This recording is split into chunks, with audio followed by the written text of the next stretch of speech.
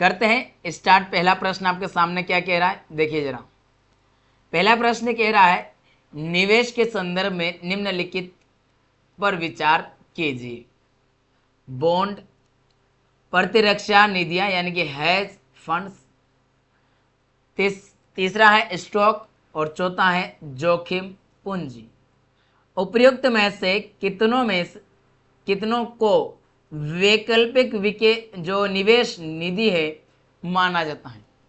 वैकल्पिक रूप से पूछा है, केवल एक, केवल दो, केवल तीन, केवल चार, सभी चार। यही प्रवृत्ति आपको अगर पता हो तो हमने जो अभी आपको अंतिम प्रहार के 10 दिन की जो क्लास 10 वीडियो दिया है उनमें इस तरीके के प्रश्न करवाए हैं, और ये प्रश्न आपका करवाया गया था दूसरा या तीसरी क्लास में ही। आपको यहाँ पर ये जो वैकल्पिक निवेश वाला था कथन में दिया गया था कि ये निवेश इसके अंतर्गत होता है, निवेश इसके अंतर्गत होता है। खैर, तो यहाँ हम बात कर रहे हैं कि इसमें कौन सा होगा। तो यहाँ आपका 2 सही रहेगा और एक तो विकल्प भी सही है इसका। कैसे होगा भैया विकल्प भी, देखिए जरा। वैकल्पिक जो निवेश है एवं पारंपरिक निवेश दोनों अलग अलग है, जिसमें स्टॉक बॉन्ड वगैरह शामिल नहीं होते हैं। अभी हम इनका एक एक करके पढ़ लेते हैं। पहले कौन कौन से भैया, पहले देखिए हेज फंड्स जो है, हेज वाला यह एक निश्चित रूप से वैकल्पिक के अंतर्गत आता है। ये निवेश, ये जो है निजी निवेश में भागीदारी होता है, तो कंपलसरी नहीं है। निजी वाले क्या करेंगे, उनका अगर लॉस होगा तो वो नहीं करवाएंगे निवेश। जो जटिल रणनीतियों का उपयोग करती है और उसके अनुसार काम करती है। और जोखिम यह एक प्रकार का वैकल्पिक निवेश है जिसमें स्टार्टअप और शुरुआती चरण मतलब स्टार्टिंग कर रहा, प्रारंभ कर रहे उस चरण की कंपनियों को वित्त पोषण प्रदान किया जाता है जिनमें उच्च विकास की क्षमता होती है। आपको इतना जल्दी, इतना फास्ट और क्विक आंसर की और इतना डिटेल में कोई नहीं करवाएगा अभी यूट्यूब। हाँ, इस क्लास के बाद बहुत सारे आपको करवाएंगे, बड़े बड़े इंस्टीट्यूट करवाएंगे, लेकिन मैं यहाँ सब्जेक्ट वाइज नहीं करवाऊंगा, पूरा एक साथ करवाऊंगा 100 ही प्रश्न एक साथ, ठीक है। ये है पहला प्रश्न का व्याख्या। अब पहला प्रश्न में उत्तर क्या लगाएंगे आप, सेट ए वाले की बात कर रहा हूं मैं। अब आपका जो भी सेट हो वह आप मिला लीजिएगा, प्रश्न जहां हो वहां आप मिला लीजिए। मेरे पास सेट ए आया है, उस पीडीएफ से मैं आपको पढ़ा रहा हूं, उसमें से निकला तो यहां पर आपका आएगा बी विकल्प केवल 2, ठीक है। आइए अगले प्रश्न को देखें। दूसरा प्रश्न क्या कह रहा है हमारा, निम्नलिखित में कौन कौन से भारतीय रिजर्व बैंक की आय के स्रोत हैं? भारतीय जो रिजर्व बैंक मतलब आरबीआई है, उसके लिए पैसा कमाने का माध्यम कौन सा है? पैसा कहां कहां से आता है? जैसे आप मान लीजिए भारतीय आरबीआई बैंक बन गए, आप खुद के लिए मान लीजिए, सपोज कर लीजिए एग्जाम हॉल में आपको ये प्रश्न कैसे लगाना था। मान लीजिए आप खुद बैंक बन गए, तो आपके आय के स्रोत कौन कौन से हैं, वो वाली बात हो रही है। तो सरकारी बॉन्ड का क्रय विक्रय, बेचना और खरीदना। अरे आप क्या करोगे, लेना देना करोगे, व्यापार करोगे, पैसा आएगा कि नहीं आएगा? आएगा, यानी कि लेना देना होगा। अब आपको क्या करना, पहला ढूंढना है कि पहला कहाँ का है।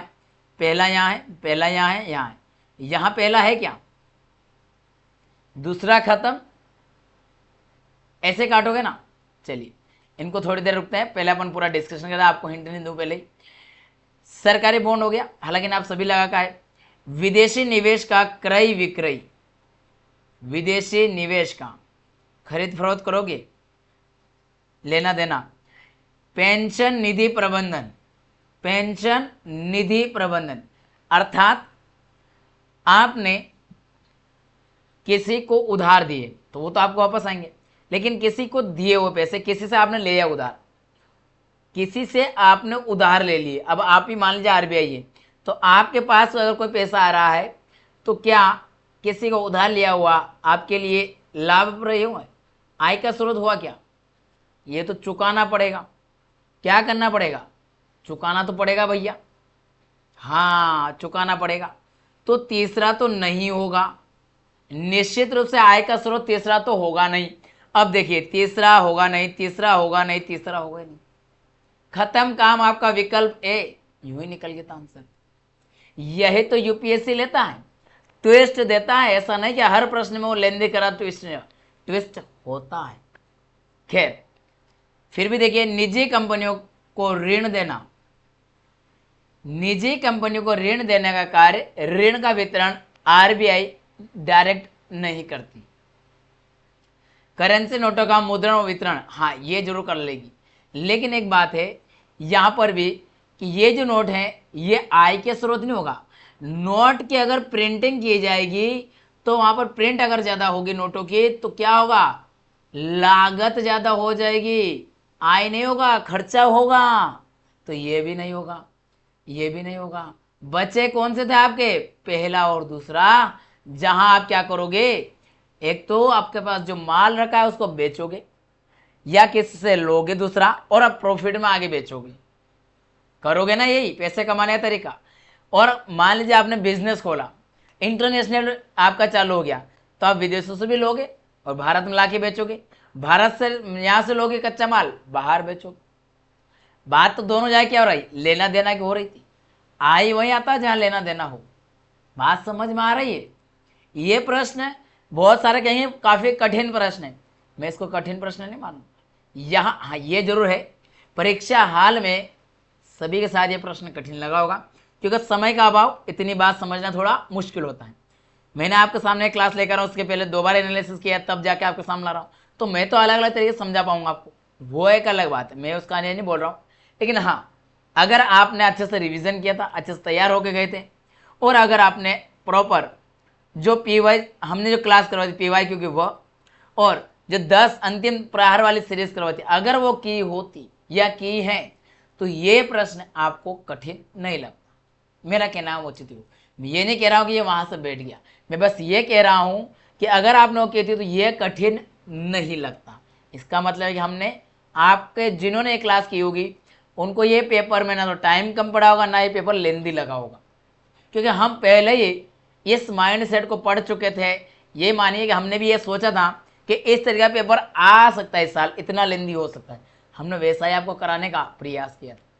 खैर, प्रचार बहुत हुआ, हम आते हैं अपनी तरफ। 2026 के लिए अगर आपको करना हो तो हमारे साथ जो कमेंट बॉक्स में नंबर दिया, कमेंट कर दिए, आपसे कॉन्टेक्ट कर लिया जाएगा। निश्चिंत होइए और तैयारी के साथ जुड़िए। अब ज़्यादा समय जाया मत कीजिए। इसकी व्याख्या पढ़ लेते हैं एक बार। आप कहेंगे सर आप मन से कैसे बोल रहे हैं, आ जाइए व्याख्या देख लेते हैं इसकी। देखिए, मैं हर एक स्रोत को वेरीफाई करके लाया हूं। जहां स्रोत नहीं मिला और जहां द्वंद्व लग रहा है कि इसका आंसर निकालना मुश्किल है, वहां मैं पहले द्वंद्व में हूं। मैंने खुद ने वहां पर्टिकुलर एक आंसर लगाने से बचा है, वो बताऊंगा मैं कहां पर है। तो देखिए यहां पर आपका ए सही है, यानी कि पहला और दूसरा। ये पीडीएफ आपको मिल जाएगा, चिंता मत कीजिए, पीडीएफ हमारी जो टेलीग्राम चैनल है उस पर डाल दिया जाएगा। अब आरबीआई के हम स्रोत देख लेते हैं, कहां कहां से उसका पैसा आता है, पैसे आता कहां कहां से है, आरबीआई पैसा कमाते कैसे हैं। तो आरबीआई के पास खुले बाजार की क्रिया है। देखिए, खुले बाजार, ओपन मार्केट, आरबीआई सरकारी बॉन्डों, जो भी बॉन्ड्स होते हैं वो, और प्रतिभूतियों की खरीद और बिक्री करता है, जिससे उसे ब्याज के रूप में आय प्राप्त होती है, अर्थात कथन एक सही हो रहा है। विदेशी मुद्रा के लेन देन, आरबीआई विदेशी मुद्रा का प्रबंधन करता है। अरे वही तो देखता है कितना डॉलर आएगा, कितना क्या होगा, कितना निवेश हो रहा है, तो उसमें कम ज्यादा नहीं हो जाए, संतुलन बना रहे, वहां से बताता है। अभी आपने देखा होगा मौद्रिक नीति को लेकर के चर्चा में रहा था, ये प्रश्न करंट से जुड़ा हुआ था, याद रखना।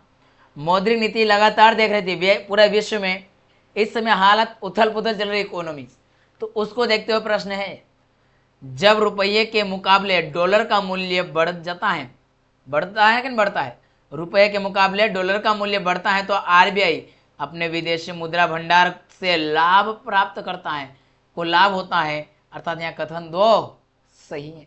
एक और बात आपको बता दूं, ये जो चीजें होती हैं, आरबीआई ने इस बार इस प्रश्न को क्यों पूछा यूपीएससी ने, इस बार आरबीआई के पास थोड़ी सेविंग ज्यादा हुई थी, तो उसने भारत सरकार को, मतलब तुलनात्मक रूप से ज्यादा सेविंग तो भारत सरकार को हस्तांतरित की है। कहीं ना कहीं करंट से जुड़ा हुआ भी प्रश्न है कि ऐसा आया कहां से ऐसा पैसा, समझ रहे हैं आप। मान लीजिए आपके पास 10,000 रुपये महीना कमा रहे हैं आप, सपोज कर लीजिए, और अगले 2 महीने बाद आप 1 लाख रुपए महीना कमाने लग जाए, तो फिर आपका घर वाले सभी आपसे पूछेंगे, दोस्त पूछेंगे ऐसा क्या कर रहा भाई, कहाँ से आ रहा, वही वाली बात है। आरबीआई ने अपने कर्मचारियों की पेंशन का प्रबंधन करता है, लेकिन यह भारत सरकार और अन्य संस्थाओं के लिए प्रमुख पेंशन निधि प्रबंधन के रूप में काम नहीं करता है, बल्कि यह आय का उससे आय हो सके ऐसा कार्य यह नहीं करता। ठीक है, कथन 2-3 क्यों गलत बताया था मैंने, इसलिए कथन 3 गलत है। चौथे की व्याख्या लिखिए, लेकिन मैं सही वाला बता रहा हूँ, गलत वाला ही बताता हूँ कि ऋण देने का जो काम है वह आरबीआई का वाणिज्यिक बैंकों और सरकार को है। अब हमें यहाँ जो प्रश्न दिया है, यहाँ ये बोल दिया गया प्रश्न में कि निजी कंपनियों को ऋण देना, अगर वो ऋण देगी तो बैंक को देगी ना, बैंक को देगी। आप बैंक से पैसे लोगे, आरबीआई से कभी पैसे नहीं ले सकते उधार। आपको बिजनेस खोलना, आप बैंक के पास अप्लाई कीजिए और बैंक जाएगा आरबीआई के पास। बात समझ रहे हैं? यही बात मैंने यहाँ लिखी है, यही बात आपके लिए यहाँ लिखी है ऋण की, कि आरबीआई जो है ना वह वाणिज्यिक बैंकों को, यानी कि आपके bank of Baroda, bank of India, SBI, ये सारे बैंक क्या होगी आपकी वाणिज्यिक बैंक। यहाँ से आप लोन लीजिए, कोई दिक्कत नहीं हमें, ये देंगे आपको बैंक निवेशक को, कंपनी को, ना कि आरबीआई देगा। आरबीआई इनको देगा, ना कि सीधे निजी कंपनी को। ठीक है, मुद्रा जो मुद्रण है, यानी कि नोटों की प्रिंटिंग करवाना, नोटों का मुद्रण और वितरण आरबीआई का कार्य है, लेकिन यह उसकी आय का स्रोत नहीं है, क्योंकि यहां पर उसकी आय कैसे हो सकती है। ये मानिए आपको कहा जा रहा है कि आप नया बिजनेस खोला आपकी दुकान पे, और आपको कहा कि आप सामान लाइए ज़्यादा आप, लेकिन सामान अगर बेच ही नहीं रहा, सामान लेके आए आप, या फिर आपको बोल दिया कर्मचारी बढ़ाइए, तो आप कर्मचारी बढ़ाएंगे तो उसमें आपका खर्चा बढ़ेगा ना, बढ़ेगा। सामान में चलो ठीक है, वहाँ तो प्रॉफिट कमा लोगे, लेकिन मान लीजिए आपने कर्मचारी बढ़ाया तो वहाँ पर क्या करो। अभी आप दो कर्मचारी थे आपके यहाँ, 2 कर्मचारी ही पूरा काम कर रहे थे, आपने 2 और लगा लिया, तो क्या हो गया आपका 2 का पहले आउटपुट जितना था उसका दुगना हो गया, और काम अभी उतना चल रहा है, तो ये तो क्या हो गया, घाटे का सौदा हो गया, यानी कि इसमें क्या हो रहा है, आपकी खर्चा हो रहा है। ऐसा ही बात है कि यहाँ पर प्रिंटिंग में आपकी लागत होती है, ना कि आय होती है। आराम से करेंगे, भले क्लास बड़ी हो जो भी हो, लेकिन आराम से एनालिसिस करेंगे, क्योंकि यह हमारे लिए 2026 का आधार तय कर रहा है। अब हड़बड़ी नहीं करेंगे, किसी प्रकार की कोई हड़बड़ी नहीं, आराम से चलेंगे, संतुलन से चलेंगे, और एक एक करके चलेंगे। समझ तो चलिएगा जरा। तो यहां पर क्या लगाएंगे आप सरकारी बॉन्ड वाले में, पहला केवल 1 और 2 सही हो गया। तो यहां तक अभी तक हमारा 2 प्रश्न आया, दोनों में क्या आंसर मिला हमें, ए मिला। आइए अगला प्रश्न है तीसरा, मजेदार प्रश्न है और लड्डू प्रश्न है, बहुत लड्डू प्रश्न। ये प्रश्न तो मैं तो ये कहूंगा सबसे आसान प्रश्न में, अगर मुझे पूरा सेट में मिला, कहीं कहीं तो 1-2 और था, लेकिन अगर कोई संगठन में उनसे तो ये प्रश्न था। ये देखने में कठिन लग रहा है, लेकिन इसमें एक छोटा सा ट्विस्ट दिया हुआ है यूपीएससी में, और वह ट्विस्ट अगर जाना ना आपने, आप निकल जाएंगे। ईडी पूरे साल चर्चा में रहती है, ईडी पूरे साल चर्चा में रहती है ना। अगर आपने ईडी को ध्यान से पढ़ा, ईडी को ध्यान से पढ़ा, तो ये प्रश्न आपके लिए हल हुआ था। कैसे? ईडी के प्रवर्तन निदेशालय, मतलब ईडी ही बात हो रही है। इसने भगोड़ा आर्थिक अपराधी अधिनियम 2018 का प्रवर्तन किया, मतलब लागू करने का प्रयास किया। बिल्कुल, ये इसी का तो कार्य है, भगोड़ा वाला काम है। इसके देख रहे किसी को तो करना, तो ये करेगा लागू, ठीक है भाई। लेकिन यहां बोला आंतरिक सुरक्षा का प्रभाग 1 के अंतर्गत किया है, ठीक है। यहां भी चलो, ये भी हमें याद नहीं है, मान लीजिए ये याद नहीं है, नहीं पढ़ा आपने, ठीक। लेकिन क्या इसका मंत्रालय याद नहीं होगा? ये तो दिया था ट्विस्ट उसने, गृह मंत्रालय के दिन, गृह मंत्रालय के अधीन ईडी कब से आ गया? ये बात कर रहा है किसकी? वित्त की बात कर रहा है।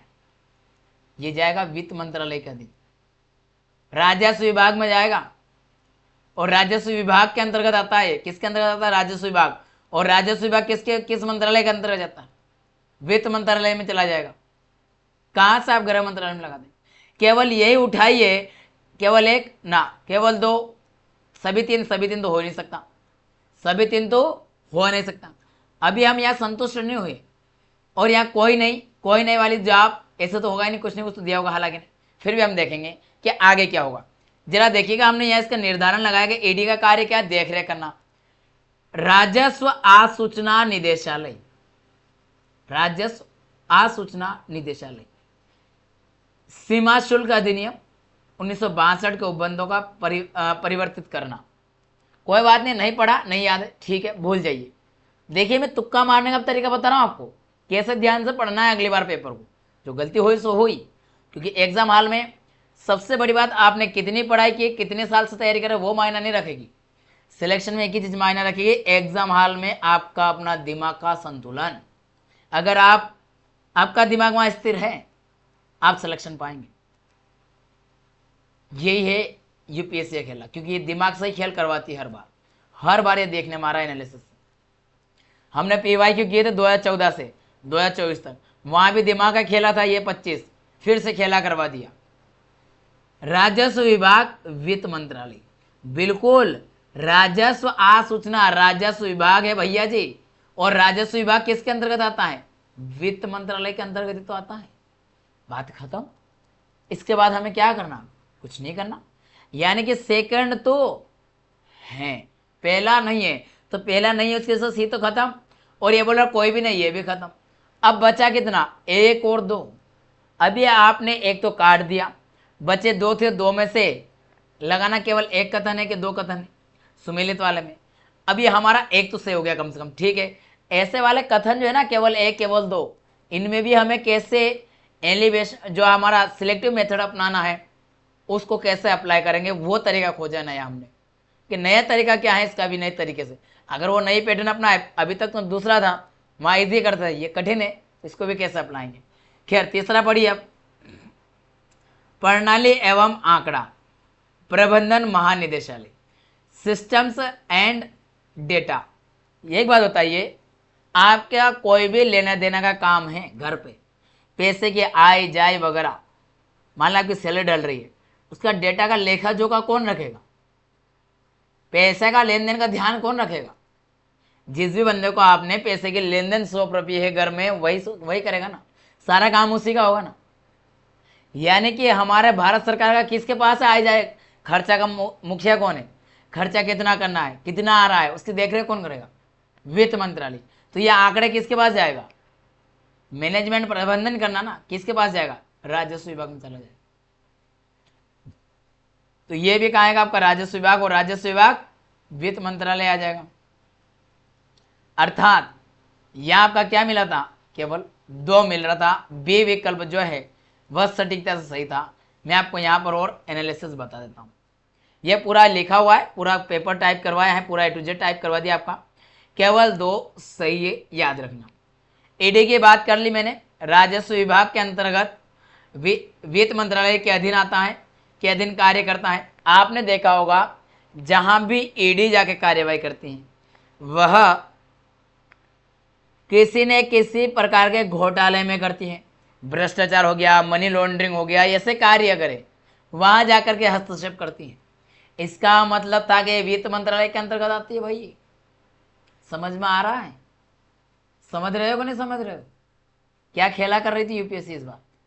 अच्छे प्रश्न बनाया, मतलब मुझे, इसलिए मैंने बोला कि 2023 के मुकाबले सरल पेपर और 2024 के मुकाबले कठिन पेपर, संतुलन तो है, यह तो मानना पड़ेगा।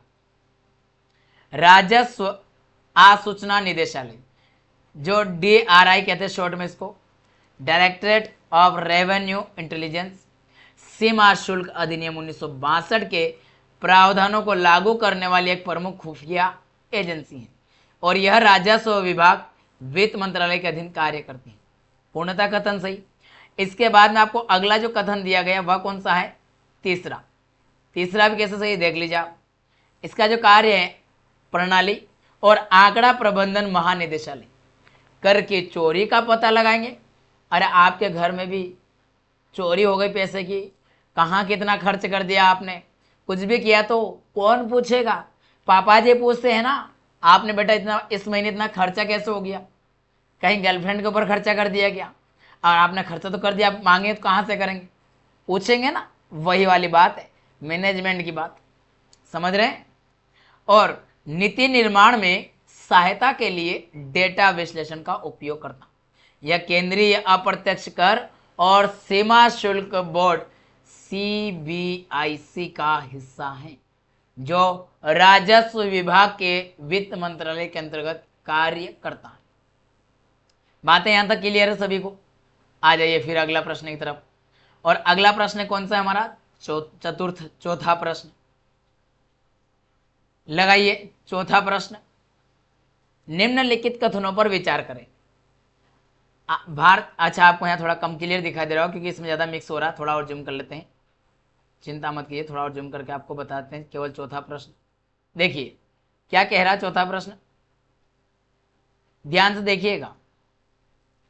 भारतीय रिजर्व बैंक भारत में सभी सूचीबद्ध कंपनियों को व्यावसायिक उत्तरदायित्व और स्थिरता report, business responsibility and sustainability, टिकाऊ BRSR प्रस्तुत करने का अधिदेश करता है। RBI की बात हो रही, भारतीय रिजर्व बैंक मतलब RBI। ध्यान से पढ़िएगा इस बात को। मैं इतना धीरे क्यों पढ़ रहा हूं? क्योंकि आपको मैं बताना चाह रहा हूं कि कैसा खेला कर रही है।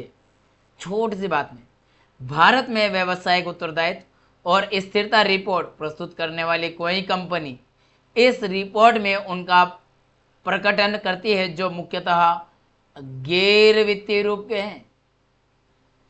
बताया कौन सा कथन यहां आपको सही लग रहा है? केवल एक, केवल दो, दोनों, न एक और न दो। आइए इसका एनालिसिस पढ़ते पहले, उसके बाद फिर लगाएंगे। पहले एनालिसिस पढ़ते हैं इसका, पहले एनालिसिस देखते हैं। BRSR जो कि एक अनिवार्य करने का अधिदेश भारतीय रिजर्व बैंक नहीं बल्कि भारतीय प्रतिभूति और विनियमन बोर्ड SEBI ने दिया है। RBI ने नहीं दिया, SEBI ने दिया है। वहां क्या बोल दिया? RBI ने दिया। क्या करोगे? काट डालोगे। किस प्रश्न को? प्रश्न 4 का कथन एक गर्दा उड़ा डालोगे। SEBI ने वित्तीय वर्ष 2022-23 से भारत के शीर्ष 1000 सूचीबद्ध कंपनियों जिसमें बाजार पूंजी के अनुसार के लिए BRSR रिपोर्टिंग को अनिवार्य किया है, कंपलसरी किया है। लेकिन SEBI ने किया, RBI ने नहीं किया। हो गया खेला, काम खत्म, टाटा बाय बाय। वही वाली बात करिए, उलझा दिया ना बिल्कुल नजदीक जा करके। पढ़ा तो होगा आपने, ऐसा नहीं कि नहीं पढ़ा होगा, लेकिन वही बातें हैं कि कहीं ना कहीं उलझाता है, यूपीएससी की आदत है वो। अब ये तो सही है, ये आप पढ़ेंगे आराम से इस पे, क्योंकि वैसे फिर ज़्यादा लेंदी हो जाएगा। तो यहाँ पर केवल कथन 2 यानी कि बी उत्तर लगाना, मेरे आप सभी को डेटा पढ़ने बाद तो समझ में आ रहा होगा कि ये गैर वित्तीय का बोला गया ये कथन क्या है? सही है, एकदम परफेक्ट है। बातें क्लियर है? चलिए अगला प्रश्न जरा बड़े 5वें लगाइए। 5वां प्रश्न पढ़िए, जरा ध्यान से पढ़िएगा साथियों, ध्यान से पढ़िएगा। कथन 1 और कथन 2 भैया जी भर भर के यूपीएससी ने बजाई है इस बार। उसने भी ठान लिया था, अच्छा तुम मेरे साथ छल कपट करोगे। इसी साल केस मिला था ना कोर्ट में, 2024 में केस मिला था ना, मेरे साथ छल कपट करोगे, आ जाओ देखता हूं तुम्हें मैं। लगाओ। भारत में ग्रामीण क्षेत्रों में कुक्कुट किसको कहते हैं? कुक्कुट पालन यानी कुक्कुट कहते हैं किसको है? मुर्गी को। किसको कहते हैं? मुर्गी पालन, मुर्गी को। अरे वही कुकड़ा, सुबह के कुकड़ा जो होता है ना, सुबह सुबह 5 बजे बोलता है, उसी की बात हो रही है। और ऊन उत्पादन जैसे समवर्गी कृषि कार्यकलाप से प्राप्त आय को किसी भी कर से छूट प्राप्त है। कर दिया खेला, घुमा करके किया शब्दों के साथ, इतना अच्छे से घुमा के प्यार से पहला ना यहाँ पर कि अगर एक बार में पढ़ोगे तो समझ में नहीं आएगा, पहले तो ऊपर से आएगा भाई बोल क्या रहा है। ये बोलना ये चाह रहा है कि जो ग्रामीण इलाकों में गांव के जो किसान हैं उनके अतिरिक्त जो आय के स्रोत हैं, जैसे मुर्गी पालन, दूध डेयरी, ऊन, जो रुई वगैरह है उनका है, ये जो है इस तरीके का जो उत्पादन कर रहा है, ये कृषि कार्यकलाप से प्राप्त आय को किसी भी कर से इस तरीके की अगर कृषि कर रहे हैं, जो कृषक है उनको अगर इस तरीके की आय आ रही है तो वह टैक्स से छूट में है। जिस तरीके से खेती की जो आमदनी है वो छूट है, कर मुक्त होती है खेती भारत में अब, तो वो क्या ये भी इसके अंतर्गत कर मुक्त है, ये बोलना चाह रहा है। इसने बोला कि छूट है, कर नहीं देना पड़ता है, लेकिन आपसे मैं पूछ रहा हूं क्या ऐसा है? भारत में आयकर अधिनियम 1961 के उपबंधों के अधीन ग्रामीण कृषि भूमि को पूंजीगत परिसंपत्ति नहीं माना जाता है। यहां सही लिखा है, देख रहे हो, यहां क्लियरली सही बात बोल दी कि भैया ये तो नहीं है। अब एक बात तो तय है, क्या आपको यहां देखने को मिलेगा कथन 1 और कथन 2 दोनों सही।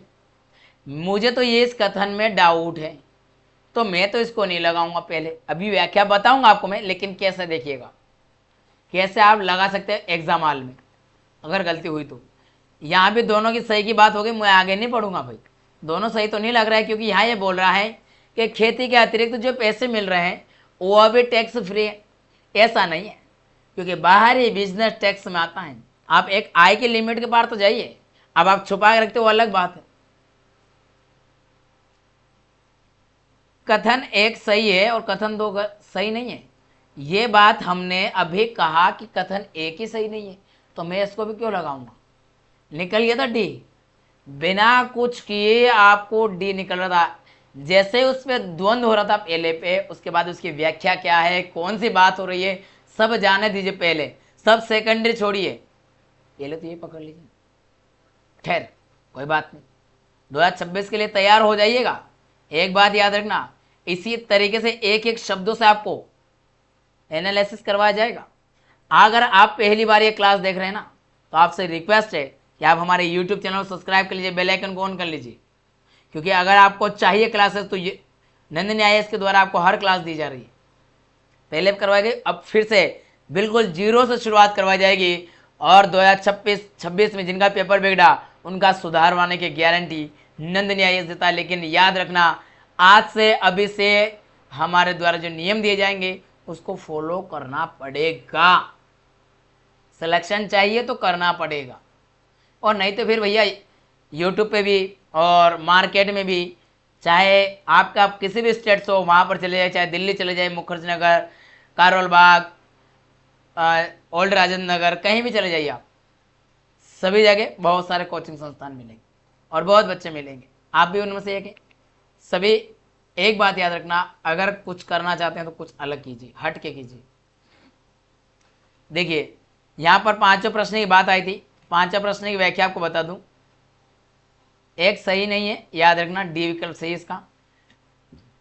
क्यों गलत है? देखिए अगर यहाँ आप देखेंगे ना, तो कृषि आय में क्या क्या शामिल है, जिसमें कुछ सीमा तक कृषि आय में छूट की गतिविधियां, मतलब मान लीजिए अगर मोटी रकम आ रहा है तो फिर टैक्स देने पड़ता हो, को आयकर से छूट प्राप्त है। हालांकि कुक्कुट पालन, डेयरी पालन हो या ऐसा जो भी इसके अतिरिक्त जितने पालन है, उन जैसी गतिविधियों से होने वाली आय को कृषि आय नहीं माना जाता है, और वहाँ कहते मान लिया गया, बल्कि इसे व्यापार या पेशे के रूप में, पेशे से होने वाली आय के रूप में देखा जाता है।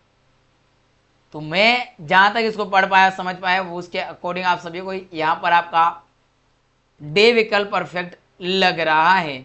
बाकी और देखते हैं यूपीएससी क्या मानता है।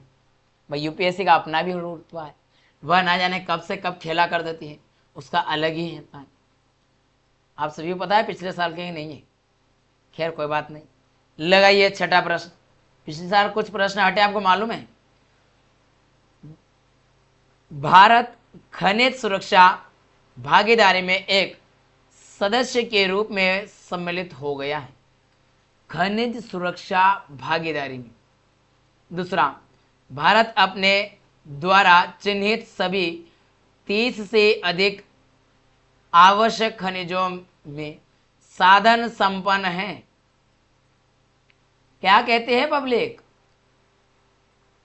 तीसरा, संसद ने 2023 में खान और खनिज विकास और विनियमन अधिनियम 1957 में संशोधन कर कतिपय अति आवश्यक खनिजों के लिए खनन पट्टा और संयुक्त यानी कि कंपोजिट लाइसेंस नीलामी से देने हेतु केंद्रीय सरकार को अन्य जो रूप से सशक्त किया गया है, शक्ति दी गई है।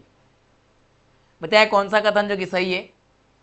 ए में लिखा 1 और 2 दोनों, बी में लिखा 2 और 3, 1 और 3 सी में लिखा, डी में लिखा कि तीनों। क्या लगाएंगे आप? क्या समझ रहे हैं यहां पर? व्याख्या पढ़ाएं पहले कि पहले आंसर बता दूं? कोई नहीं, पहले व्याख्या पढ़ाता हूं फिर आंसर पाएंगे, क्योंकि व्याख्या पढ़ लो ज्यादा सही रहेगा आपके लिए। दोनों तरीके से प्रश्नों को लेके चलेंगे अपन, ताकि आपको पता चले कि हाँ व्याख्या में भी क्या बात हो रही है। कभी कभी आंसर लगा के भाग निकलेंगे, आसान होगा, वहां तो व्याख्या पढ़ने की जरूरत नहीं पड़ेगी। पहला सही है, क्यों? क्योंकि जून 2023 में भारत में अमेरिका के नेतृत्व वाली खनिज सुरक्षा भागीदारी की में एक नए भागीदार के रूप में शामिल किया गया है। इसका उद्देश्य महत्वपूर्ण खनिज आपूर्ति श्रृंखला को मजबूत करना। अब देखिए, ये जो घटना हुई तो उस कारण से यह कथन क्या हो रहा? सही हो रहा।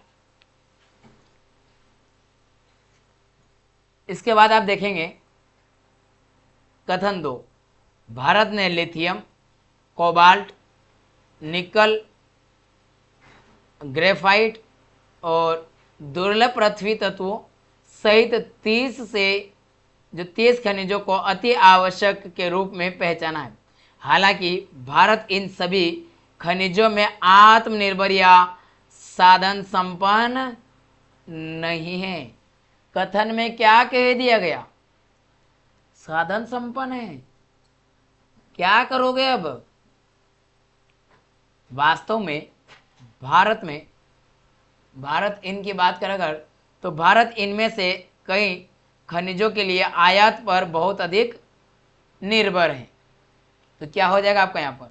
दूसरा विकल्प गलत हो जाएगा, ठीक है ना? तो और यहाँ जो है 2023 में लिथियम सहित 6 महत्वपूर्ण खनिजों को निर्देशित करते हुए इनके खनिजों के लिए आगे बात बढ़ाई। और इसी को देखते हुए 2023 में आपने देखा होगा उसी समय जम्मू कश्मीर के और जो विशेषकर लद्दाख, इन दोनों में रिसर्च चल रहा है और वहाँ से हमें लिथियम के बड़े भंडार की भी संभावना जताई जा रही है जम्मू कश्मीर जेके में। तो ये सारी जो प्रवृत्ति दिखाई दे रही है इनसे जुड़ी हुई है इसी कानून से। और जब इतना बड़ा जगह हमें मिल रही है तो भारत सरकार ने यूपीएससी ने सोचा है कि क्यों ना हम भी प्रश्न उठा करके पूछ ले, क्योंकि आगे चल के नीति निर्धारक बनने वाले हैं। चलिए अगले प्रश्न को देखते हैं।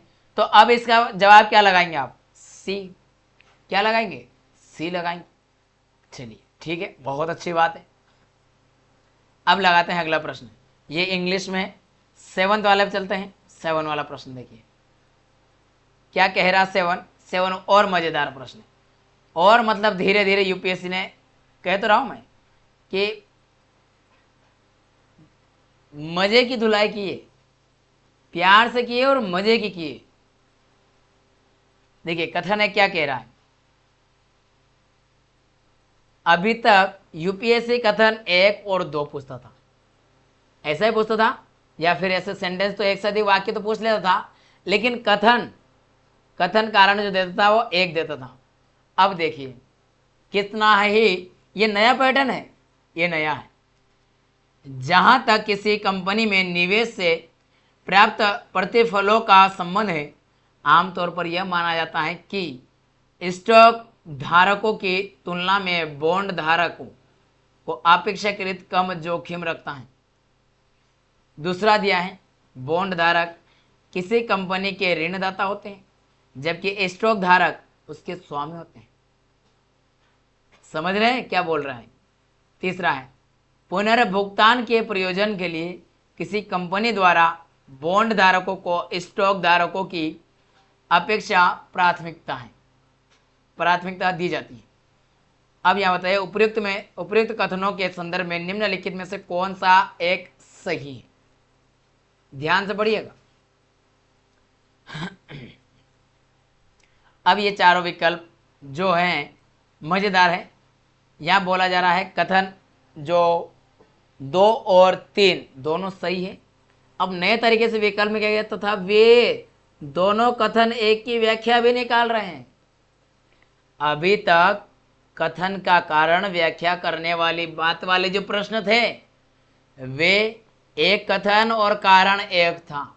अब उसने कथन कारण बोलना बंद, सभी को कथन बनाया, बदलाव कथन कारण में, और दो अलग कथन दिए कि उसकी व्याख्या करने वाले 2 हैं।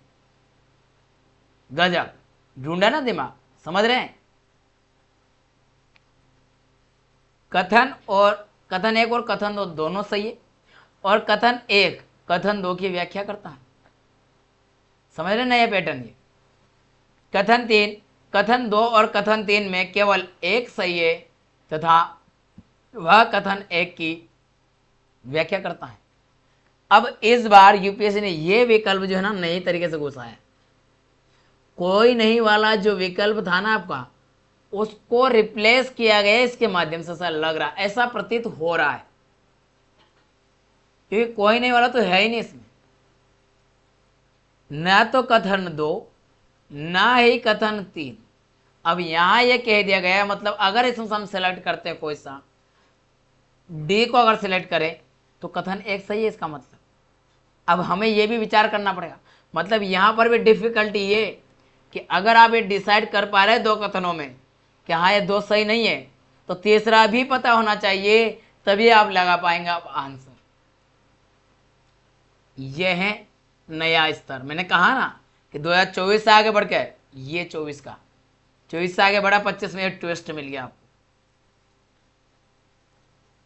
आपने जब एग्जाम हॉल में पढ़ा होगा ना, जान रहा हूं मैं कि क्या आपने महसूस किया होगा वहां पर, कितना बड़ा कि या ये कैसे पढ़ा जाए, समय ही कम पड़ गया हो आपके लिए। तो यहाँ पर याद रखिएगा, एक तरीके से तीनों ही कथन सही है पहले में, जहाँ कथन 2 और कथन 3 दोनों सही है, और कथन 1 की व्याख्या भी कर रहे हैं, यानी कि लगभग तीनों ही यहाँ सही है।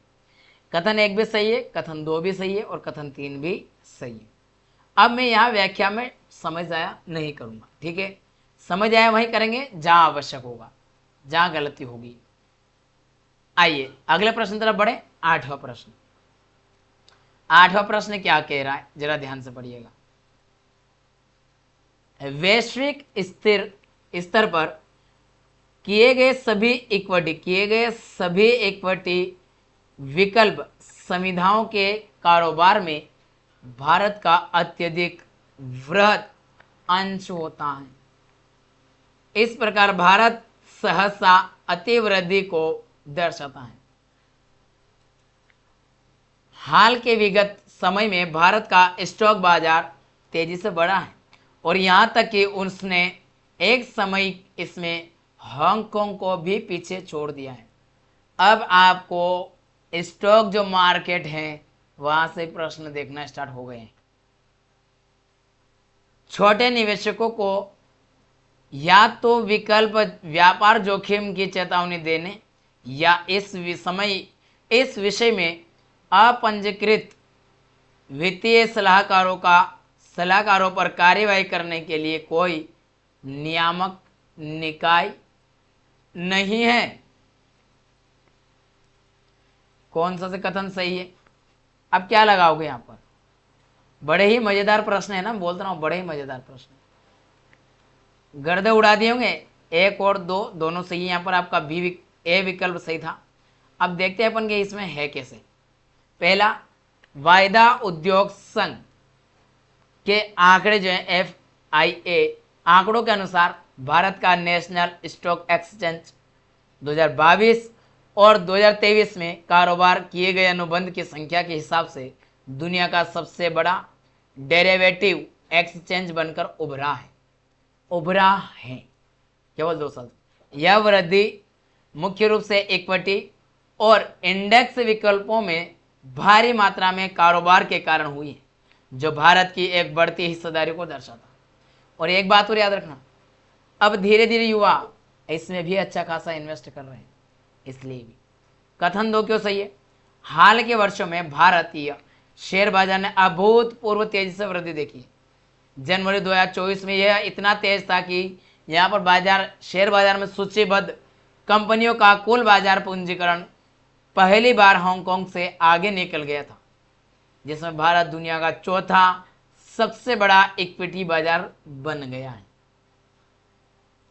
और इसके बाद में यह गलत है, क्योंकि भारत में भारतीय प्रतिभूति और विनियमन बोर्ड यानी कि सेबी एक मजबूत नियामक निकाय है, और उसमें किसी ऐसा कोई निकाय नहीं है, इसके ऊपर नजरें रखता है, इसके ऊपर कंट्रोल करता है, वह सेबी है। इसलिए आप यहाँ क्या लगाएंगे, इसलिए अब यहाँ क्या लगा देंगे आप, 1 और 2 सही है, यहाँ बोले निकाय नहीं है, तीसरा खत्म, तीसरा खत्म, तीसरा खत्म। मैं इसलिए यहाँ गोला बना उस टाइम में काट देता आपको, लेकिन आपको पहले व्याख्या पढ़वा है, क्योंकि यहाँ पर आपको विश्वास नहीं होता इन दोनों पर, इसलिए मैं वहाँ लेके गया। बाकी मैंने तो जैसे ही गोला किया था उसी समय हो गया था खत्म, क्योंकि यहाँ सब में हिंट दी गई थी। एक भी प्रश्न में अभी तक हमने जो 3 कथन में इनमें देखा, तो 7वां प्रश्न बहुत डिफिकल्ट मिला, मैं सबसे ज़्यादा डिफिकल्ट 7 मिला अभी तक।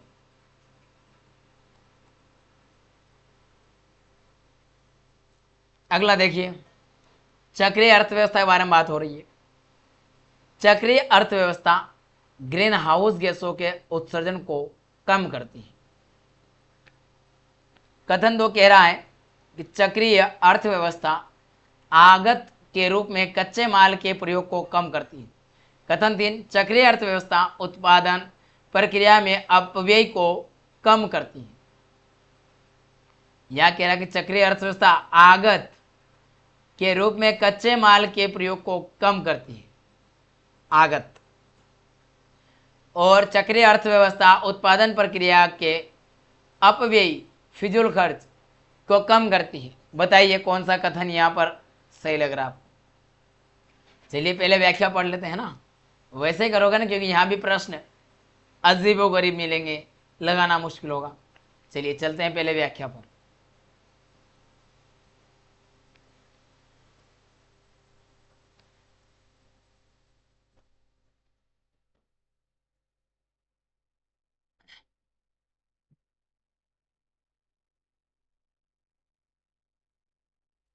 यहाँ पर भी आपका 1 है, याद रखिएगा, क्योंकि यहाँ पर तीनों सही कैसे हैं।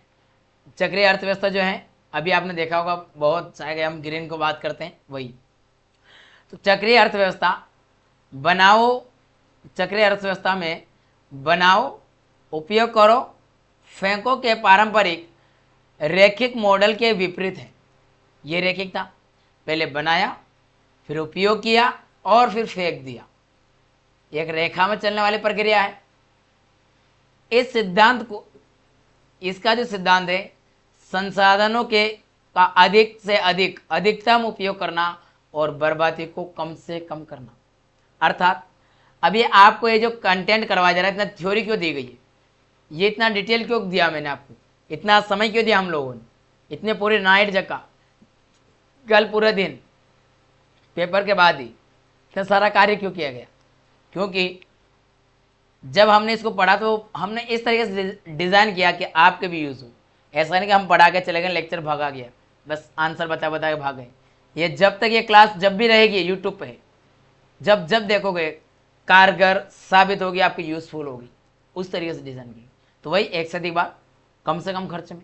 तो देखिए कम मतलब एक बार उत्पादन हुआ, उत्पादन होने के बाद में आपका खर्च, आपने उसका उपयोग किया, जैसे मैंने क्लास बनाई, ये कंटेंट बना के तैयार किया और एक क्लास रिकॉर्ड कर दी, उपयोग कर लिया। इसके बाद में आपने क्लास की और मैंने पीडीएफ भी मेरे पास बचा लिया। अब इस वीडियो को मैं जब चाहूँ तब उपयोग कर सकता हूँ। मान लीजिए 2026 के लिए पीवाईक्यू कराने बैठूंगा, क्या उस दिन फिर से मुझे पेपर को रिटर्न पुनः सॉल्यूशन करने की आवश्यकता है? नहीं है। ये मैंने सेव करके रख लूंगा ना, पुनर्यूज करूंगा। तो ये एक साइकिल बन रही है कि नहीं बन रही है? साइकिल, इसी को कहा गया है, इसी की बात हो रही थी। बातें क्लियर हैं? अब देखिए, अब इससे क्या बचेगा, समय बचेगा, लागत बचेगी, फिजूल खर्च बचेगा, ए टू जेड चीज बचेगी नहीं बचेगी। अर्थात यहाँ जो हमारा कथन एक दिया है उसकी व्याख्या की जा रही है। इस कथन की जो व्याख्या है दोनों कथनों में मिला करके दी जा रही है। तो कथन 2 और कथन 3 दोनों सही, साथ ही साथ आपका कथन 1 जो है वह भी सही और उसकी व्याख्या भी ये दोनों कथन कर रहे हैं। बातें क्लियर है? चलिए 10वां प्रश्न पर आइए। आप कहेंगे सर बहुत धीरे पढ़ा रहे हैं। जी हाँ, ऐसे ही प्यार से पढ़ाएंगे, आराम से पढ़ाएंगे, एक एक चीज। आपको ऐसा लगा था कि सर वहां तो 1 घंटे में आपने 200 प्रश्न निपटाए, 2 घंटे में 200 प्रश्न निपटा रहे थे, यहाँ तो एक एक आधा आधा घंटा आप 10 प्रश्न करवाओ, ऐसा तो बहुत लंबी क्लास होगी। अरे होगी, लेकिन इस लेवल की क्लास आपको पूरे यूट्यूब पे नहीं मिलने वाली, गारंटी। 10वां प्रश्न, पूंजीगत प्राप्तियां देयता का सृजन करती हैं या सरकारी परिसंपत्तियों की में कमी लाती हैं? उधार ऋण और विनिवेश पूंजीगत प्राप्तियां हैं। समझ रहे हो मैं क्या बोलना चाह रहा हूं आपको? आपकी तरफ क्या देख रहा हूं मैं? इस बात को समझ रहे हो? पूंजीगत प्राप्तियां हैं, ऋण भी। देखते हैं क्या लगाओगे आप लोग। तीसरा, ऋणों पर ब्याज प्राप्ति सरकार की देयता का सृजन करता है। ऋणों पर प्राप्ति ब्याज और ब्याज सरकार की देता है। याद नहीं, यहाँ उधार ग्रहण और विनिवेश पूंजीगत प्राप्ति, और यहाँ पर पूंजीगत प्राप्ति देयता का सृजन करती है या सरकारी परिसंपत्तियों में कमी लाती है। बताइए कौन सा सही है? क्या लगाएंगे? व्याख्या पढ़ो, व्याख्या पढ़ लो पहले। आपके लिए सब कंप्लीट करके लाया हूं, पहले प्रूफ फिर आंसर, ताकि आप ऐसा ना सोचे गलत बता रहे सर। पूंजीगत प्राप्तियां की एक सटीक परिभाषा है जिसमें कहा गया कि यह ऐसी प्राप्तियां होती है जो या तो सरकार के लिए एक देनदारी बनती है, देनदारी मतलब लाभ के लिए तैयार, लाइबिलिटीज बन रही है। जैसे कोई सरकारी कंपनी बनाई सरकार ने, अब सरकार के पास उसके पैसे आते हैं, जैसे उधार लेना, सॉरी लाइबिलिटीज है ना, देनदारी है मतलब देने वाली बात हो रही है। वो जो इक्विटी होती है वो हम जो कैपिटल इन्वेस्टमेंट करते हैं उसको, ठीक है, या उसकी संपत्ति को कम करती है। जो देनदारियां जितनी भी है उसको पूंजीगत प्राप्तियां कम करती चली जाती है। पूंजीगत वे जो प्राप्तियां हैं वह, मान लीजिए इसको से समझिए, आप सरकार नौकरी कर रहे हैं, ठीक है, अभी चलिए ठीक है, अभी आप तैयारी कर रहे हैं, आपने पैसे उधार लिया किससे? आपने पैसे उधार लेके अपनी तैयारी की, आपने यूपीएससी क्लियर की, इंटरव्यू तक गए, इंटरव्यू क्लियर कर लिया, और फाइनली मेरिट में आकर के आपने जाकर के यूपीएससी ज्वाइन कर ली। अब वहां से जो सैलरी मिल रही वहां से आपके पैसे आ रहे हैं और आप कहां दे रहे हैं? जहां से उधार लिए थे उसको चुका रहे हैं। अर्थात आपने पहले ऋण लिया और उसके बाद आपने पूंजीगत इन्वेस्टमेंट कर दिया। अब वहां से रिटर्न आना स्टार्ट हुआ, और जैसे ही रिटर्न आना स्टार्ट होगा तो देनदारियां कम होती चली जाएगी, नहीं चली जाएगी? धीरे धीरे आप सभी के पैसे चुकाते हुए चले जाओगे। यही बात यहां पर हो रही है। सरकार इनकी हिस्सेदारी बेच देती है, शेयर बेच देती है। और ये प्रश्न पूछने का कारण क्या है? अभी जो भारत सरकार का कार्य कर रही है बहुत समय से, आप देख रहे होंगे बहुत सारी सरकारी प्रॉपर्टीज में भारत सरकार प्राइवेटाइजेशन कर रही है, शेयर बेच रही है, आईपीओ लेकर आ रही है। समझ रहे हैं? वही वाली बात है। दूसरा, यह कथन परिभाषा के सही उदाहरण देता है। कैसे? उधार ऋण से कर जो कर ग्रहण है से सरकार की देनदारियां बढ़ती हैं, और विनिवेश से सरकार की जो संपत्ति है सार्वजनिक उपक्रमों में हिस्सेदारी कम होती है। क्योंकि आपने मान लो शेयर बेचा, अभी मान लीजिए रेलवे में शेयर बेचा सरकार ने, मान लीजिए सपोज करिए, बीएसएनएल बेचा या किसी भी कंपनी में बेच दिया जो गवर्नमेंट की। अब उसमें बेचने के बाद उसकी हिस्सेदारी, जिसने इन्वेस्ट किया उसकी भी तो भागीदारी बनेगी ना। अब क्या सरकार अकेले निर्णय ले सकती है? नहीं ले सकती। वो जैसा चाहेगा वैसा भी करना पड़ेगा। इसलिए यहाँ पर दोनों सही इसीलिए हो रहा है कि दोनों ही पूंजीगत प्राप्तियां हैं। कैसे पूंजीगत प्राप्तियां हैं? यहाँ ऋण भी, ऋण उधारी होते हुए भी पूंजीगत में क्यों जा रहा है? क्योंकि आपने जो कैपिटल इन्वेस्टमेंट कर रखा उसमें उसको शेयर दे रखा है। तो ये पूंजीगत जो प्राप्तियां उसकी परिभाषा के अंतर्गत आता है। और कथन 3 देखिए, भारत सरकार द्वारा दिए गए ऋण पर प्राप्त ब्याज एक राजस्व प्राप्ति है। यह सरकार की आय है, ना कि देनदारियां। यहां पर आप दोगे, लोगे नहीं, देनदारियों में नहीं। समझ में आ रहा है? प्रश्न में हमसे देनदारियों के बारे में बात की गई थी, इसलिए यहां पर क्या लगाओगे? अंत 1 और 2 दोनों लगाओगे। 24वां देखिए आप, 24वां क्या बोल रहा है? ये सेट जो है आपका, सेट वह है आपका ये ए। याद रखिएगा, जो भी सेट बी सी डी वाले देख रहे हैं वो प्रश्न क्रमांक अपने हिसाब से देखते हुए चलेंगे, है ना। सेट ए चल रहा है। 2022-23 के दौरान हल्दी बोर्ड, यही तो महत्व, ये आपको करंट अफेयर्स जुड़ा हुआ है। हल्दी बोर्ड के बारे में निम्नलिखित कथनों पर विचार कीजिए। अगर आपने इंडिया ईयर बुक अगर पढ़ी हो तो उसमें भी ये आराम से देखने को मिला। तीनों कथन वहां ऐसे ऐसे लिखे हुए, वहीं से उठा के डाल दिए गए डायरेक्ट। भारत विश्व में हल्दी का सबसे बड़ा उत्पादक और निर्यातक है। भारत में हल्दी की 30 से अधिक किस्में उगाई जाती हैं और भारत में महाराष्ट्र, तेलंगाना, कर्नाटक और तमिलनाडु हल्दी के प्रमुख उत्पादक है। याद रखिएगा, भारत में ये वाला जो हिस्सा है पूर्णतः किसके उत्पादन में? यहाँ से, और ये इतना ये वाला जो हिस्सा है दक्षिण भारत के साथ साथ में ये हिस्सा भी हल्दी के लिए जाना जाता है। इसका मतलब है तीनों को तीनों कथन क्या होंगे? सही होंगे।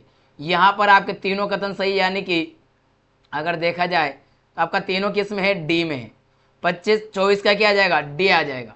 चाहे तो आप व्याख्या भी देख सकते हैं, व्याख्या मैंने लिख रखी है, ये व्याख्या भी आपके सामने यहाँ लिखी हुई है, भले मैं बताता हूँ चलूँगा आपको। ये व्याख्या जो है आपकी, तो व्याख्या में आपका डी है, याद रखना। यहाँ पर दुनिया का 75% से अधिक उत्पादन भारत करता है, वैश्विक उत्पादन का 30 से अधिक किस्में है, और महाराष्ट्र, तेलंगाना, कर्नाटक, तमिलनाडु से मिलकर के हल्दी का एक बड़ा उत्पादन होकर आता है, पश्चिमी राज्यों में विशेषकर। ठीक है, लगाइए 57वां प्रश्न। संगठन और संघ और मंत्रालय। राष्ट्रीय ऑटोमेटिव बोर्ड, वाणिज्य और उद्योग मंत्रालय, कॉपर बोर्ड, भारी उद्योग मंत्रालय, राष्ट्रीय व्यापार सूचना केंद्र, सूक्ष्म लघु और मध्यम उद्यम मंत्रालय। बताइए कौन सा सही है? यहाँ पर कितने युग्म सही सुमेलित हैं? चलिए देख लीजिए, पहले आपको दिखवाया जाएगा, उसके बाद ही यहाँ लाया जाएगा।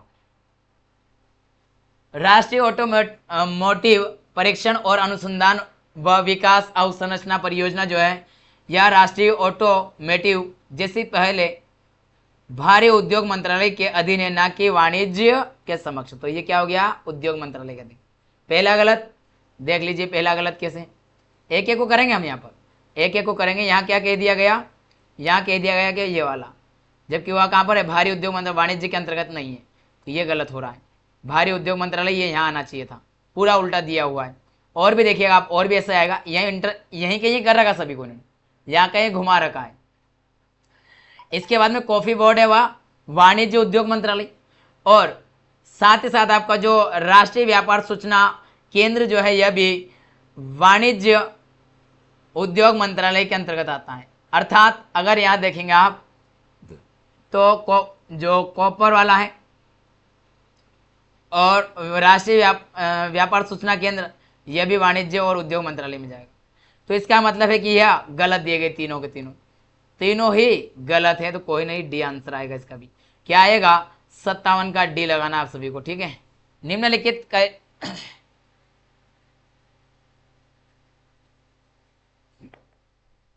विचार करें निम्नलिखित क्रियाकलापों पर।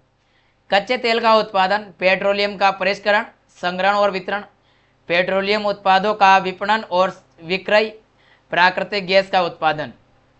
उपयुक्त क्रियाकलापों में से कितने हमारे देश में पेट्रोलियम और प्राकृतिक गैस नियामक बोर्ड द्वारा विनियमित हैं? बताइए। तो यहां पर अगर देखा जाए, आपको मंत्रालय याद नहीं आ रहा हो तो याद करवा देते हैं, आ जाइए। केवल 2 हैं। कौन सा? पेट्रोलियम और प्राकृतिक गैस नियामक, जो अधिनियम 2006 के तहत स्थापित किया गया था।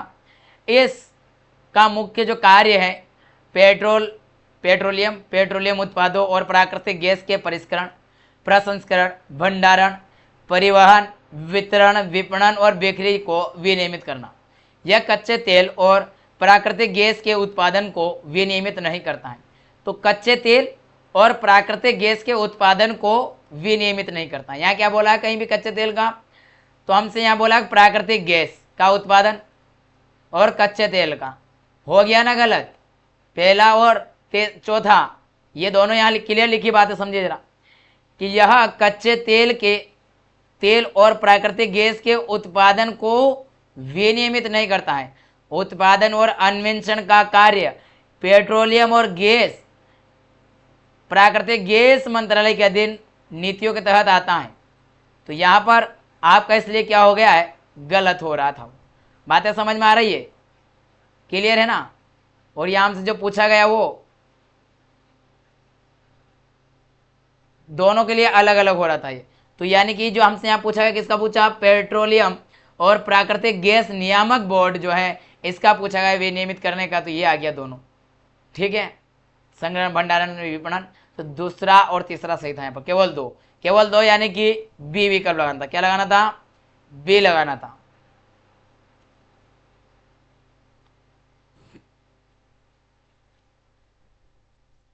अब ये प्रश्न मतलब क्या कैलकुलेटिव मेथड से पूछा है।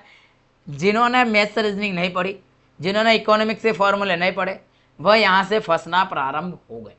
क्योंकि इकोनॉमिक्स में अब ये नया ट्रेंड स्टार्ट कर दिया, यूपीएससी ने अप्लाई पार्ट पूछ लिया। अभी तक फैक्चुअल आती थी, अब यूपीएससी डेटा का एनालिसिस करवा कर ही आपको भेजेगी अब अंदर के जाइए लगाइए। अब तो ये प्रश्न जो है मजेदार रहने वाला है। देखिए 61वां प्रश्न जो है जैसा कि मैं बोल रहा आपको बहुत अच्छे से डेटा को दिया है इस बार इसने। तो यहाँ देखेंगे अगर आप तो दिया है कि मान लीजिए सरकार का राजस्व व्यय खर्च कर रही है 80,000 करोड़ रहा। और राजस्व यह मतलब डेटा दिया आप लोगों को दोनों तीनों तरीके से। इसमें उधारी का जो है मेन हमें इसकी ज़रूरत पड़ेगी, उधारी वाले की मेन किसके, इसकी।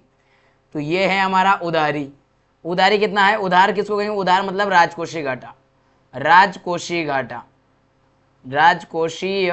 घाटा जो है उसको हम किससे पूर्ति करेंगे, उधार लेकर के, पहला। तो ये तो हो गया। अब इसका हमें उपयोग करेंगे। देखिए यहाँ पर हमारा क्या 80 है, पहला बोला राजस्व घाटा। अब यहाँ पर राजस्व प्राप्ति और राजस्व व्यय, राजस्व प्राप्त में से राजस्व व्यय वगैरह जो आपस में घटाएंगे इसके बाद दिया। और जो ब्याज भुगतान है वह 6,000 करोड़ का ब्याज भुगतान हुआ। ठीक है, उसको भूल जाइए थोड़ी देर। अभी हमें ज़रूरत पड़ने वाली है 80, और 80 में हम 60 को माइनस कर देंगे तो हमारा 20 बच जाएगा। तो ये जो 20 बचा हमारा 20,000 मतलब ये राजकोषीय घाटा निकल गया। बिल्कुल सही है। कहना मतलब ये था यहाँ पर कि राजस्व व्यय में से राजस्व प्राप्तियों को घटा दीजिए, आपका निकल कर आ जाएगा राजस्व घाटा निकल करके आपके पास आ जाएगा। ठीक है, अब इसके बाद इन्होंने अच्छा क्या कर दिया पता है आपको, उधार ग्रहण मतलब कि जो हम घाटा जो चल रहा है ना लॉस में, उसी को तो हम लेकर के चुकाते हैं ना। मान लीजिए आपने 100 रुपये लिए किसी से और अब आपका ब्याज व्याज मिला करके 160 रुपये हो गए, सपोज कर लीजिए। अब आपके पास केवल 60 रुपये हैं, आप क्या करेंगे, 100 रुपये उधार लेंगे किसी से फिर से और उसको चुकाएंगे। तो वही बात है कि जो उधार का जो घाटा चल रहा है, घाटे को पूरा करने के लिए भी उधार लिया जा रहा है, समझ रहे हैं। ठीक है, तो ये भी बात सही है कि राजकोषीय घाटा जो है हमारा ये है, बिल्कुल सही बात है। इसमें जो डेटा दिया इसके अकॉर्डिंग, और दिया यही था। प्राथमिक घाटा, अब प्राथमिक घाटे पे विचार करेंगे। प्राथमिक घाटा कब निकाला था जरा देखिए, पुराना वगैरह ने जो आरोप लगाते हैं सरकार के ऊपर उसकी बात आती है। यहाँ बताता हूँ आपको मैं, ये राजस्व घाटा हो गया आपका, और ये 10,000 जो उसमें दिया था ऋण का। अब इसमें देखिए ये जो है आपका राजकोषीय घाटा, उसमें से आपने जो ब्याज दिया है उस ब्याज को भी खत्म कर दीजिए, तो वर्तमान में कितना है उसे कहा जाएगा जो वर्तमान में बचा हो। तो वर्तमान में ये भी डेटा हमें सही दिया गया है। देखिए डेटा सही दिया है, कैसे दिया कि जो हमारा घाटा कितना लिया हमने, घाटा ले लिया 10, है ना। अब इसके बाद में ये 60 जो 6,000 जो है ये इसमें माइनस कर लीजिए तो 40 बच जाएगा। ठीक है, इस तरीके से। यानी कुल मिलाकर के जो तीनों कथन दिए गए हैं, तीनों ही कथन परफेक्ट दिए गए, सही दिए गए। देखिए तो तीनों सही, यानी कि डी विकल्प जो आपका सही हो जाएगा। यहाँ पर डी 61 का डी लगाना था सभी को। किसी देश का राजकोषीय घाटा ये दिया है। अब यहाँ ये आंकड़ा दिया, अगली बार दूसरा आंकड़ा कर सकता है, कुछ भी घुमा सकता है। इसमें गैर जो ऋण है वह सर्जक पूंजीगत प्राप्तियों के माध्यम से, सर्जक यानी कि आपने बनाने का प्रयास किया, उसके माध्यम से, प्राप्तियों के माध्यम से जो 10,000 करोड़ जो हमने प्राप्त किया हो रही है, उस देश की ब्याज देयता, मतलब ब्याज जो देना है 1500 करोड़ है, उसका सकल जो प्राथमिक घाटा कितना है ये बताइए। अभी मैंने कहा आपको प्राथमिक घाटा निकालने के लिए भी 61 में निकाला कि राजकोषीय घाटे में से, राजकोषीय जो घाटा हमें दिया गया है उसमें से हमें किसे माइनस करेंगे, जो दिया है, जो देयता है। तो ब्याज कितना दिया, ब्याज जो है उसको माइनस कर देंगे। तो हमारे पास यहाँ था, इसमें से हमें क्या माइनस करना है, 50 में से 15 माइनस कर देना है, बाकी 2 जीरो से रहेगी। अब यहाँ पर थोड़ा आगे पीछे लिख दिया मैंने, थोड़ा सही से लिख देता हूँ, रुकिए अभी आपको माइनस करके बताता हूँ। देखिए हमारे सामने यहाँ ये डेटा लिखा है ना, इसको माइनस कर लेते हैं। तो ये अब यहाँ घटाओगे आप तो ये 2 जीरो तो ऐसी आ जाएगी, 2 जीरो तो ऐसी आएगी, बिल्कुल साहब। अब इसके बाद देखिए यहाँ कितना है, 0 है, तो एक इधर से उधार लेंगे तो यहाँ हो जाएगा 10, फिर इससे उधार लेंगे तो यहाँ बचेगा 9 और यहाँ बच गया 4। यहाँ कितने होगा 10, 10 में से 5 जाएगा तो 5 बचेगा, ठीक है, यहाँ तक भी सही है। उपयुक्त तो कोई नहीं वाला तो विकल्प तो खत्म है, डी तो कोई है ही नहीं। इसके बाद में देखते हैं, अच्छा रुकिए अभी डी को गायब मत कीजिए क्योंकि आंसर क्या आता है। इसके बाद यहाँ कितना बचा आपका, 9 बचा, 9 में से एक गया तो 8 और यहाँ कितना बचा 4, 48,500 है क्या कहीं, बिल्कुल है, यानी कि ए विकल्प परफेक्ट था इसका। ये कैलकुलेशन वाला था प्रश्न, ठीक है, मतलब आपका जीएस में भी सी सेट घुसेना स्टार्ट। सी सेट को आपने हटवाना चाहते हो, लो मैं जीएस में भी सी सेट पूछ सकता हूँ आपसे, समझ रहे हो ना। आइए 66वां प्रश्न, 15वें वित्त आयोग बहुत जरूरी है क्योंकि अभी 16वां वित्त आयोग बन चुका है, और जब 16वां वित्त आयोग चर्चा में आया तो भैया 15वां पूछना बनेगी क्योंकि आगे 16वां की बारी आने वाली, तो इसलिए तो आइए 15वें वित्त आयोग से बात कर लेते हैं। हालांकि ये प्रश्न जो है अच्छा है, करंट से रिलेटेड है। 15वें वित्त आयोग की सिफारिशों के संदर्भ में निम्नलिखित कथनों पर विचार, कौन से कथन सही हैं। यहाँ पूछा कथन सही है और यहाँ पूछा सही कोट का चयन करना, मतलब बिल्कुल सही, कोई दिक्कत नहीं। अब देखिए यहाँ पर आपको किस तरीके से एलिमिनेशन मेथड का प्रयोग करना था, कुछ भी नहीं, इस प्रश्न में बस एक छोटा सा ट्विस्ट दिया था। आप में से बहुत सारे ने प्रयोग किया होगा और बहुत अच्छे से किया होगा। अभी इसको मत पढ़िए आप पहले दूसरे को पढ़िए। छोटा जो दिख रहा ना, जब भी एग्जाम आप जाए तो आप क्या करें, सबसे छोटा विकल्प पढ़िए, कम समय लेने वाला है ना। छोटा विकल्प इन चारों में से, क्योंकि 4 वाक्य दिए हैं, 4 कथन दे दिए, तो बड़ा प्रश्न है, समझ लेगा, इसका मतलब सबसे छोटा कथन कौन सा वो पकड़िए पहले, उसके सही या गलत होने की संभावना आपको पता चल जाएगी, उससे आप एलिमिनेशन मेथड यूज करोगे। संघ के करों के निवल आगम का 45% राज्यों के साथ जो बांटा जाना चाहिए। याद कीजिए, जो भी कर के माध्यम से जो भी सरकार के पास आमदनी हो रही है उसका कितना % वितरण की बात की है, 41%।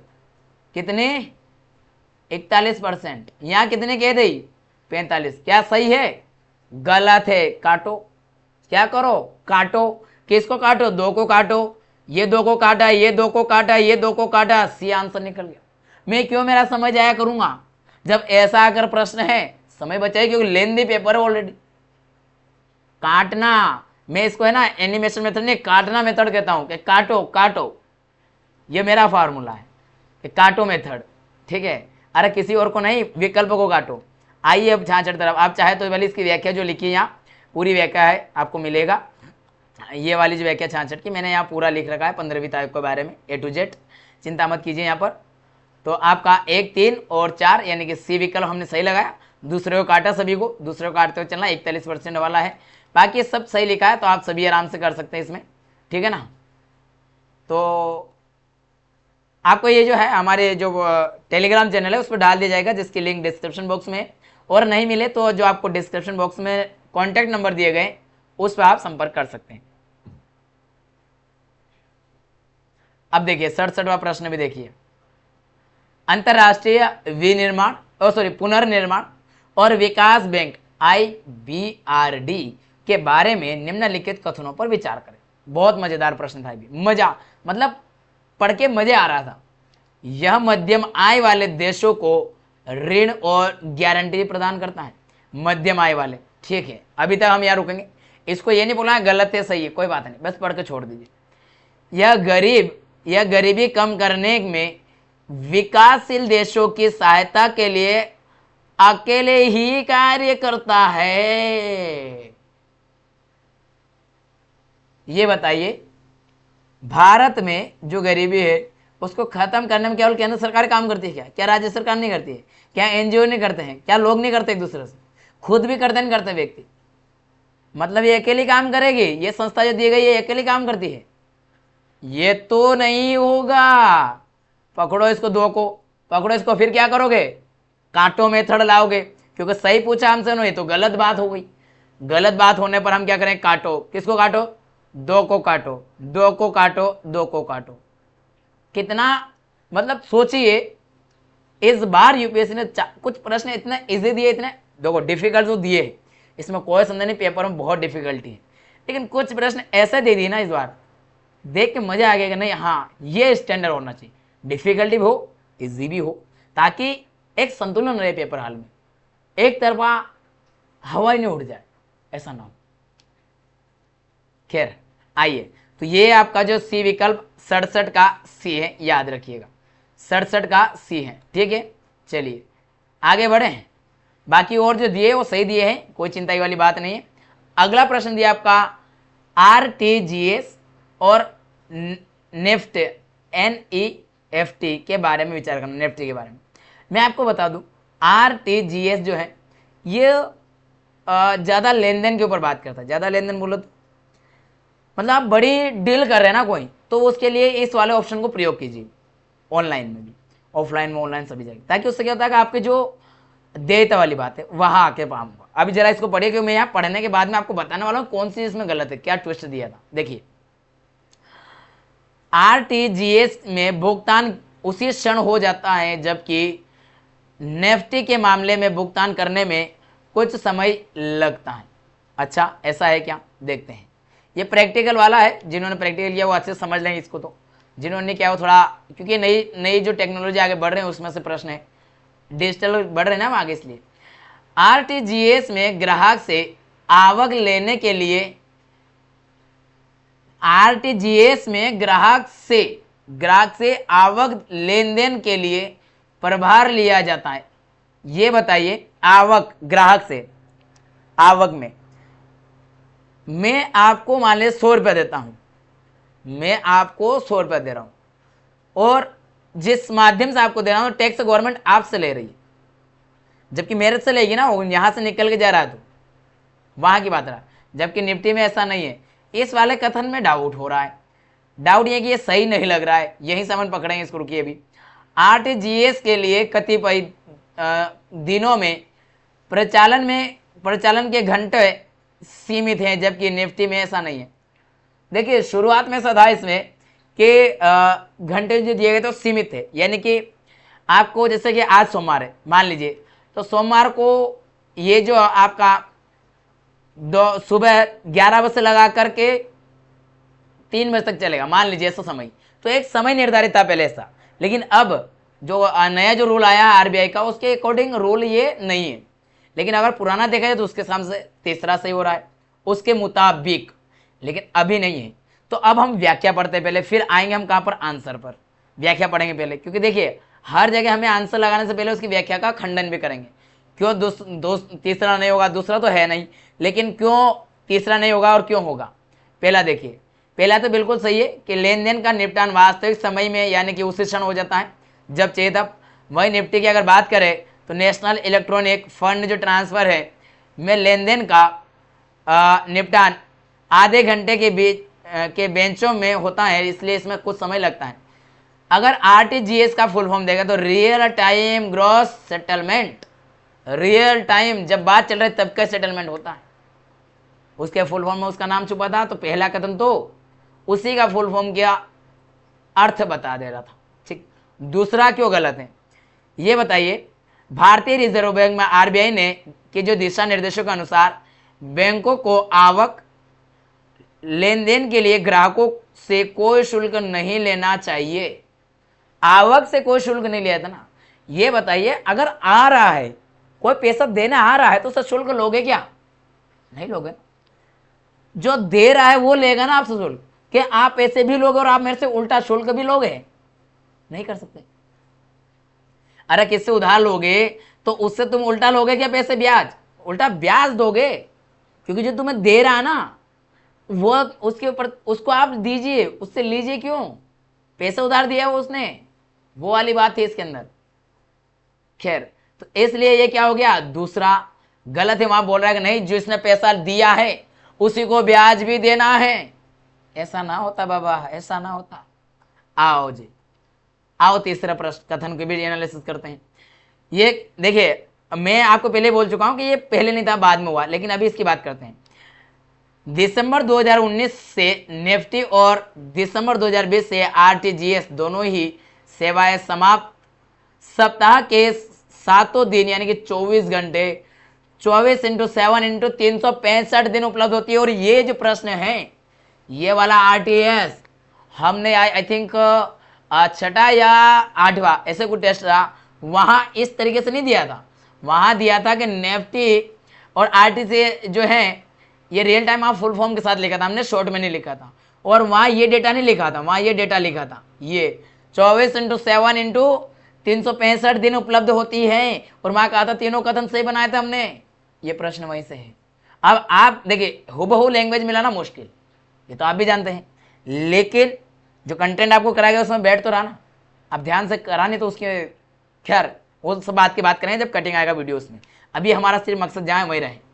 इसलिए किसी भी प्रचालन के घंटे सीमित नहीं है। आइए, तो यहां क्या कह दिया, ये पहले थे सीमित लेकिन अभी सीमित नहीं है। तो इस लहजे से अगर माने तो ये भी गलत है, ये भी गलत है, और पहला जो दिया है वह सही दिया है। लेकिन मैं आपसे एक और बात बोलूंगा, बहुत सारे इंस्टीट्यूट जो नामी है, बड़े बड़े होंगे, जहां आप ज्यादा विश्वास करेंगे, वे इसका सी आंसर बता रहे होंगे 1 और 3। तो मैं आपसे पुनः गुजारिश करूंगा कि यहाँ पर भी आप यूपीएससी को प्राथमिकता दीजिएगा। ये नए जो रूल है उसके अकॉर्डिंग ये हो नहीं सकता, मैंने आपको बता ही दिया है पूरा डिटेल उसके मुताबिक ए, और मुझे लगता है कि ए ही इसका आंसर रहेगा। बट मैं जहाँ जहाँ आपको लग रहा हो ना, क्योंकि सी बताएंगे बहुत सारे, ऐसा नहीं कि नहीं बताएंगे, देखे होगा आपने कहीं ना कहीं या कुछ भी, तो यहाँ पर सी भी बताने वाले होंगे आपको, बट मैंने तो पढ़ा, पूरा विस्तार आपको बता दिया। अब देखिए अगला प्रश्न 69, निम्नलिखित देशों पर विचार करें। संयुक्त अरब अमीरात, ठीक है, UAE, France, Germany, Singapore, Bangladesh, ठीक है, 5 देश दे दिए गए।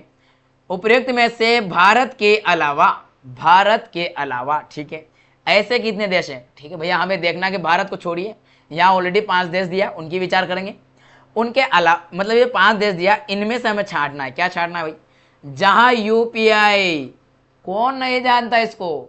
अरे भैया हमारा स्वदेशी रूप से बना हुआ है, स्वदेशी तकनीक है, भारत ही इसमें आगे बढ़ा है इस तरीके की बात को लेकर, यूपीआई को लेकर। और यूपीआई ने पूरे विश्व में भूचाल ला रखा है इस समय के द्वारा अंतरराष्ट्रीय वाणिज्य भुगतान यानी कि इंटरनेशनल मर्चेंट जो पेमेंट स्वीकार करने वाली जो बात है उसकी हो रही है। जरा ध्यान से देखिएगा, इसमें ध्यान से आप 1 मिनट के लिए सोचिए। यहाँ तो यूए की तो अभी बात है, कुछ समय पहले इसने अपनाया है, यूपीआई चलता है, यहाँ पर यूपीआई चलता है, अपना यूपीआई चलता है, ठीक है। फ्रांस में भी यूपीआई चलता है, ठीक है, यहाँ तक तो। जर्मनी जो है, यहाँ यूपीआई की बात चल रही है, अगर अभी मैं जो वीडियो रिकॉर्ड कर रहा हूँ इसके बाद भी अगर लागू हो जाए यूपीआई अपनाना तो वो अलग बात है, लेकिन प्रेजेंट में भी नहीं हुआ है। तो यहाँ पर हम तीसरा तो काटेंगे अभी, क्योंकि पेपर सेटअप तो पहले हुआ ना, यानी जर्मनी उस समय तक तो नहीं था। सिंगापुर सबसे पहली कंट्री बनी थी यूपीआई को अपनाने के लिए, बड़े आगे गर्म जोशी के साथ आ गया था, तो सिंगापुर है, देखिए मैं यहाँ थोड़ा गलत तरीका कर दिया मैंने आपको, 2 मिनट रुकिएगा। यहाँ गोला उस पर करेंगे जो नहीं है ना। ये यहाँ पर लग रहा हमें, यहाँ पर भी लग रहा है, सिंगापुर भी लग रहा है। बांग्लादेश नहीं बाबा, बात छिड़ी थी और सरकार गिर गई, बात छिड़ी थी और सरकार गिर गई, तख्ता पलट हो गया। और उसके बाद तो भारत और बांग्लादेश के बीच में भी रिश्ते मधुर नहीं है, कोमल नहीं है, वो भारत विरोधी बयाने पे चल रहा है अभी। अभी क्या हम यूपीआई देंगे उसको? ना देंगे। आला 2 तो नहीं होगा तो कितने होंगे? 1 2 और 3 होंगे। कहां लिखा 3? लगाइए बी।